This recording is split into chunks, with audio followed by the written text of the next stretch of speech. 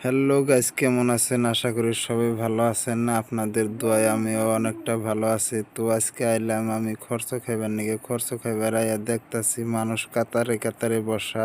আমিও কিন্তু খড়ির মধ্যে নেড়া দিয়ে বয়ে পড়লাম। ওই দেখতাছেন কতজনে মোবাইল টিভি এনেছে, কতজনে বয়ে বইয়া কিন্তু উহুন মারতাছে। তবে যাই থাক, খড়ির মধ্যে বইয়া কিন্তু অনেকটাই ভাল লাগতাছে। মানুষ কিন্তু খরচে বাড়ি বহুতই আছে। তো যাই থাক, পাতা নিয়েছে, বর্তমানে কিন্তু পাতা দিয়ে গেল।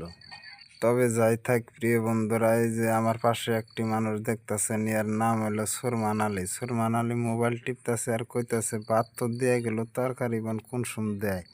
তবে যাই থাক প্রিয় বন্ধুরা, খরচা বাড়ি কিন্তু অনেক সুন্দর খানা হয়েছে, অনেক সুন্দর করে খাওয়াইছে মানুষরে। তবে যাই থাক, এই দেখতাছেন খাওয়া খাদ্য চলতেছে।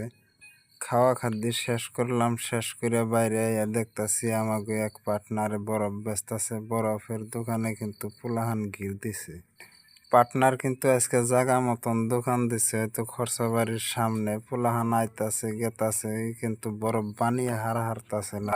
বরফ একজন রে দেয়, আরো চারজন কিন্তু খাড়া আছে, এই যে দেখতাছেন। আমি পার্টনারে জিগাইলাম, পার্টনার দিনে বেচা কিনি কিরম হয়। পার্টনারে কইতাছে যে দিনে মোটামুটি 1500 থেকে 1600 টাকা বেচা কিনি করি। এই বরফের দোকানে কিন্তু আধা আধি ব্যাপার, যত বেচা যায় তত কিন্তু লাভ হয়। এই দেখতাছেন মানুষ কিন্তু আইতাছে গেতাছে, দোকানটা কিন্তু আজকে জাগা মতনই পড়ছে।